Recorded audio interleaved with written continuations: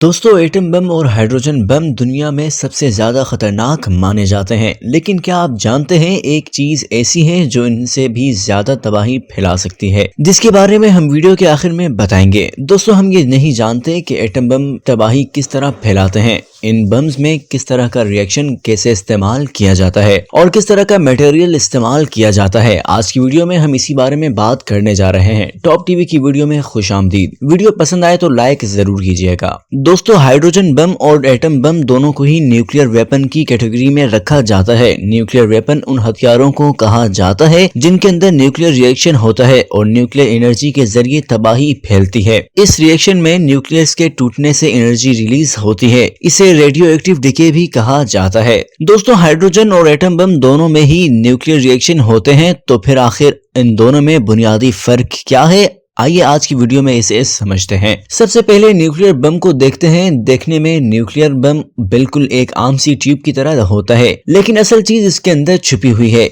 इसके अंदर वो तूफान छुपा हुआ है जो पूरे के पूरे शहर को जलाकर राख कर सकता है। लेकिन इस तूफान को शुरू करने के लिए एक रिएक्शन की जरूरत होती है जिसे फिजन रिएक्शन कहा जाता है। ये रिएक्शन एक चैलेंज की सूरत में मुख्तलिफ हैवी मटेरियल्स के जरिए लिया जा सकता है, लेकिन आमतौर पर जिसे इस्तेमाल किया जाता है वो है यूरेनियम 235। वैसे तो दोस्तों यूरेनियम के और भी आइसोटोप्स हैं जो रेडियो एक्टिव होते हैं, लेकिन यूरेनियम 235 को ही एटम बम में इस्तेमाल किया जाता है। ये बात तो आपको मालूम ही होगी कि एटम बम की असल तबाही उसका धमाका नहीं बल्कि धमाके के बाद निकलने वाली रेडिएशंस होती हैं। एनीवेज किसी भी एटम बम में सही एक्सप्लोजन हासिल करने के लिए इसमें यूरेनियम 235 की मिकदार 80% रखी जाती है, लिहाजा इसकी मांग भी बेहद ज्यादा है। अलबत्ता एक और ऐसा एलिमेंट है जिसे इस्तेमाल किया जा सकता है और वो है प्लूटोनियम 239 आइसोटोप, लेकिन ये जमीन पर बहुत ही मुश्किल से मिलता है और इसे खुद बनाना पड़ता है, लिहाजा इसकी बजाय यूरेनियम का ही इस्तेमाल किया जाता है। अब दोस्तों बढ़ते हैं न्यूक्लियर बम के एक्शन में आने की तरफ। न्यूक्लियर बम की ट्यूब में डिस्ट्रक्टिव मास यानी कि यूरेनियम एक जगह पर कंसंट्रेट किया जाता है। इसके बाद उसे दबाया जाता है यानी कंप्रेस किया जाता है। उसको उस हद तक कंप्रेस किया जाता है कि यूरेनियम के एटम्स में मौजूद न्यूक्लियस टूट जाते हैं और न्यूक्लियर डिके के जरिए न्यूक्लियर एनर्जी रिलीज हो जाती है। ये रिएक्शन जब शुरू होता है तो एक दूसरे से एटम तक मुंतकिल होकर बढ़ता ही जाता है। इसको कंप्रेस करने के भी बहुत से तरीके हैं। हम जिस तरीके की बात करेंगे वो है इम्प्लोजन का तरीका। फर्ज करें डिस्ट्रक्टिव मास यानी यूरेनियम या प्लूटोनियम को एक बॉल की शक्ल के गोले में रखा जाता है और इसके अंदर वो तमाम चीजें मौजूद हैं जो एक न्यूक्लियर रिएक्शन के लिए जरूरी हैं। अब इस बम के बाहर एक गाइडेड एक्सप्लोजन किया जाता है। इस एक्सप्लोजन को अगर सही तरह से किया जाए तो इसके अंदर मौजूद यूरेनियम या प्लूटोनियम बाहर से लगने वाले प्रेशर की वजह से कंप्रेस होने लगेगा। इसकी डेंसिटी एक वक्त में इतनी बढ़ जाएगी कि इसके न्यूक्लियस टूट जाएंगे और ब्लास्ट हो जाएंगे। इस तरीके से दोस्तों होता है ये रिएक्शन, जिसके बाद बेहद तबाही फैल सकती है और धमाके के बाद रेडिएशंस अपनी तबाहीकारी फैलाना शुरू कर देती हैं। इसके बरक्स हाइड्रोजन बम में थर्मो न्यूक्लियर फ्यूजन रिएक्शन होता है। इस बम के अंदर एक बहुत ही तेज एक्सप्लोजन पानी के आइसोटोप्स ड्यूटेरियम और ट्रिटियम के जरिए होता है। इसके लिए और भी बहुत से दूसरे एलिमेंट्स इस्तेमाल किए जा सकते हैं, लेकिन जो एलिमेंट सबसे ज्यादा बेहतर तरीके से इस्तेमाल होता है वो है लिथियम हाइड्राइड। दोस्तों ये एलिमेंट खुद से एक्सप्लोजन नहीं कर सकता, लिहाजा इसके लिए बाहर से एक एक्सप्लोजन की जरूरत होती है।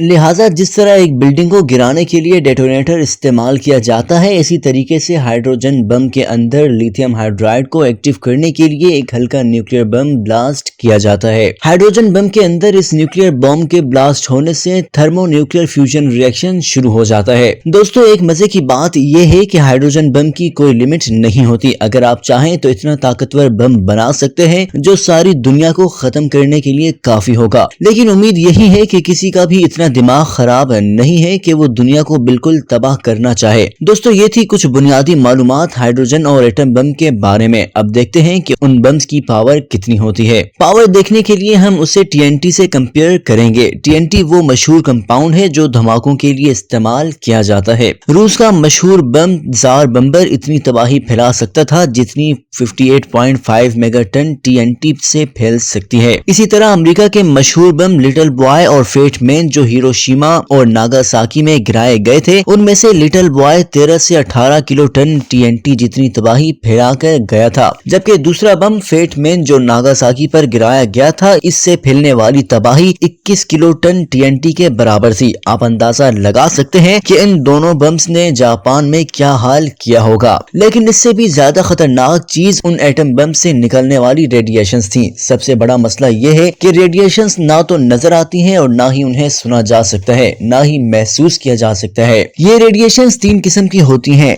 Alpha, beta and gamma. हम इन रेडिएशंस को एक जगह पर रोक भी नहीं सकते और ना ही ये इन्हें एक मखसूस एरिया तक महदूद कर सकते हैं। जहां पर धमाका हुआ होता है ये रेडिएशंस वहां से फैलती ही जाती हैं। इनमें से पहली अल्फा इतनी खास खतरनाक नहीं होती, इंसान के कपड़े भी उसे उससे महफूज रख सकते हैं। बीटा रेज ज्यादा खतरनाक होती है और कई फीट के फासले से भी ये इंसान को मुतासिर कर सकती है, ये जिल्द को भी जला सकती हैं। लेकिन गैमा रेडिएशंस असल में सबसे ज्यादा तबाही फैलाने वाली रेज हैं। उनकी पावर बहुत ज्यादा होती है, लिहाजा ये जिस्म को शदीद नुकसान पहुंचा सकती हैं। गैमा रेज के जरिए कैंसर हो सकता है, रेडिएशन सिकनेस हो सकती है और जीन्स में तब्दीली भी गैमा रेज का एक बहुत बड़ा नुकसान है। दोस्तों अब हम आपको बताते हैं कि क्या एटम बम से भी ज्यादा खतरनाक है। इस वक्त दुनिया में 9 ममालिक ऐसे हैं जिनके पास एटम बम है। उन सब की तादाद मिलाकर तकरीबन 15,000 न्यूक्लियर एक्सप्लोसिव्स बनती है। लेकिन ये सब के सब भी दुनिया को तबाह करने के लिए काफी नहीं है, ऐसा कहा जाता है, पर यह हकीकत नहीं है। दरअसल अगर इनमें से हर बम की पावर 500 किलो टन हो तो सब की पावर मिलाकर 7,500 मेगा टन बनती है। और आपको हैरत का झटका लगेगा कि इस पावर से 1300 गुना ज्यादा तबाही फैल सकती है अगर एस्टेरॉयड चिक्सलूप जमीन से आकर टकरा जाए। जी हाँ दोस्तों, सारी दुनिया के एटम बम मिलकर भी एक एस्टेरॉयड के जमीन से टकराने के बराबर नहीं हो सकते। यानी एटम बम से ज्यादा खतरा हमारी दुनिया को एस्टेरॉयड से है और इनका काउंटर करने की जरूरत भी है। ये थी दोस्तों आज की वीडियो कैसी लगी कमेंट सेक्शन में जरूर बताइएगा। वीडियो को लाइक कीजिए, शेयर कीजिए और हमारे चैनल को भी सब्सक्राइब कीजिए।